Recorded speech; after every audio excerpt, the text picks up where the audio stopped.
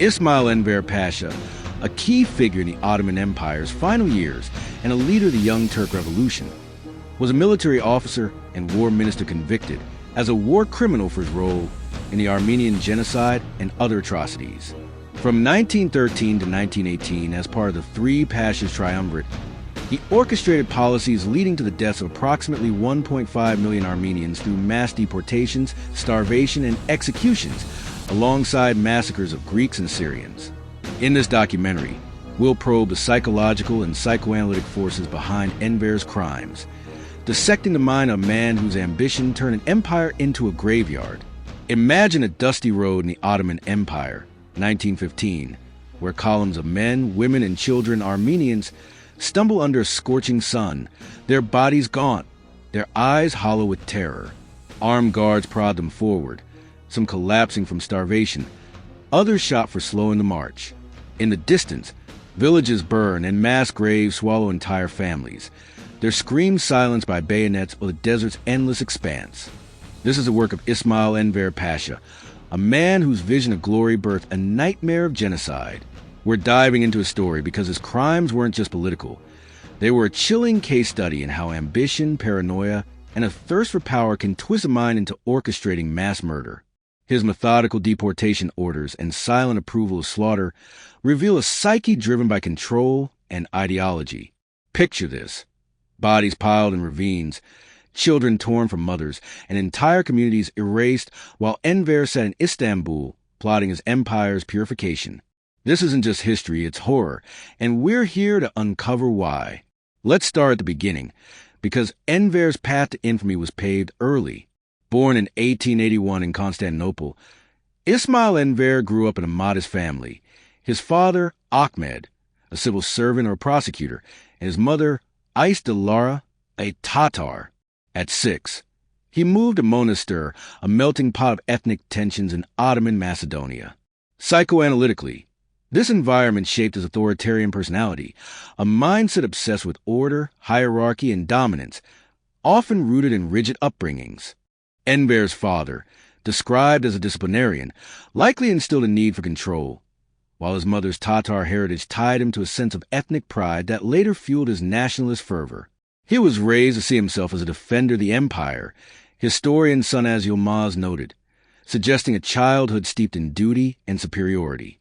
From a psychological perspective, Enver's early life hints at narcissistic personality traits. Narcissists crave admiration and see themselves as destined for greatness, often at others' expense. Enver's rapid rise, graduating from the military academy in 1902 as a staff captain, joining the Committee of Union and Progress in 1906, and leading the 1908 Young Turk Revolution, shows a hunger for power. His charisma earned him the title Hero of the Revolution at 27, but his ambition was insatiable. Freud might point to an Oedipal conflict here.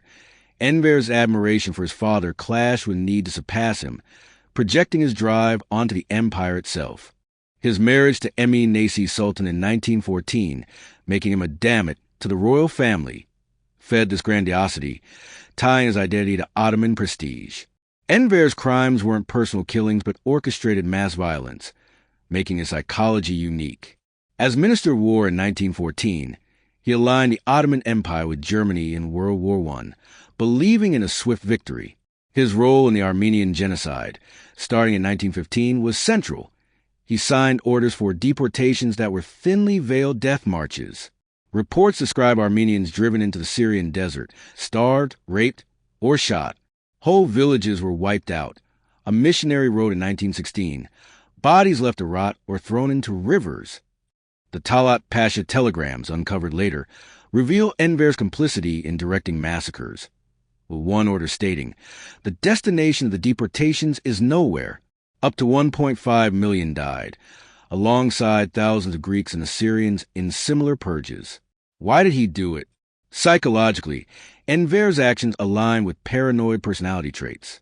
He saw minorities, especially Armenians, as threats to Ottoman unity. Fearing they'd align with Russia, he believed the empire was surrounded by enemies. Historian Eugene Rogan said, noting Enver's obsession with internal cleansing. This paranoia wasn't baseless. World War I and the Balkan Wars fueled ethnic tensions. but his response was extreme. Psychoanalytically, he projected his insecurities onto minorities, blaming them for the empire's decline. His choice of victims, Armenians, Greeks, Assyrians, wasn't random. They were scapegoats for his fear of losing control. The Armenians were seen as a fifth column, a 1915 report claimed, justifying their annihilation in Enver's mind. His methods were chillingly systematic. Deportation orders, signed by Enver, sent families on marches without food or water, guarded by soldiers or Kurdish militias who raped and killed at will. In Trebizond, children were drowned in the Black Sea, their bodies washing ashore. I saw babies smashed against rocks, a survivor told the New York Times in 1916. Enver's role wasn't hands-on but strategic. He empowered local governors and militias to execute his vision, distancing himself from the blood. This delegation of violence reflects a narcissistic defense mechanism, preserving his self-image as a noble leader while others did the dirty work. His admiration for Germany's military efficiency, honed during his time in Berlin, shaped this cold, bureaucratic approach to genocide. Enver's psyche was a battleground of ambition and delusion. His rapid promotions, colonel by 1913, war minister at 32, fed his grandiose self-image. He saw himself as the empire's savior. Historian Feroz Ahmad wrote, yet his military failures, like the disastrous Arikamish campaign in 1914, where 60,000 Ottoman soldiers died, exposed his hubris. Jung's concept of the shadow self fits here. Enver's public persona as a charismatic reformer had a ruthless drive to dominate. His letters reveal a man obsessed with legacy. Writing in 1913, we must restore the empire's glory. This obsession suggests megalomania, a belief in his own godlike power, blinding him to the human cost. The Armenian Genocide wasn't impulsive. It was calculated. Enver's orders for the Talat telegrams ensured no survivors in some regions. Witnesses described death camps in Deir ez-Zor, where Armenians were starved or burned alive. The desert was littered with corpses. A British diplomat reported in 1916. Enver's silence on these atrocities, even as reports reached Istanbul, points to psychopathic traits, a lack of empathy, a focus on outcomes over morality. His targeting of entire ethnic groups reflects a dehumanization process, where victims became mere obstacles to his vision of a Turkified empire. Why these victims? Armenians, Greeks, and Assyrians were minorities with cultural and religious differences, making them easy targets for Enver's nationalist ideology. Psychoanalytically, they symbolize the other, a threat to his idealized Ottoman identity. His paranoia, amplified by war, saw them as traitors despite little evidence. He believed in a homogeneous nation, historian Taner Akam said, and was willing to kill to achieve it. This mission-oriented mindset mirrors serial killers who cleanse society, though Enver's scale was genocidal. His methods, mass deportation, starvation, execution, maximized suffering, reflecting a sadistic streak beneath his polished exterior. The end came swiftly.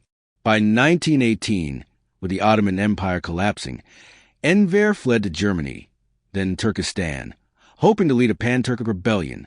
On August 4, 1922, he died in battle against Bolsheviks in Bokhara, cut down by machine gun fired during a cavalry charge. He fell fighting, as he always wanted. A comrade wrote, romanticizing his death. Tried in absentia in 1919, he was convicted of war crimes, but never faced justice. His body was later reburied in Istanbul in 1996, a controversial act that sparked protests. Philosophically, Enver's life poses questions of existential responsibility. Sartre would argue he chose bad faith, embracing a nationalist myth to justify mass murder, denying the humanity of his victims to preserve his own power. His death in battle reflects a nihilistic quest, a refusal to face his crimes, chasing glory to the end. He died as he lived, blind to the wreckage he caused. Historian Donald Bloxham wrote, as you sit there, pulse racing, imagine the screams of those desert marches, the weight of a man's ambition crushing millions. Enver Pasha wasn't just a war criminal. He was a man whose mind turned vision into violence, leaving a legacy of blood that still stains history.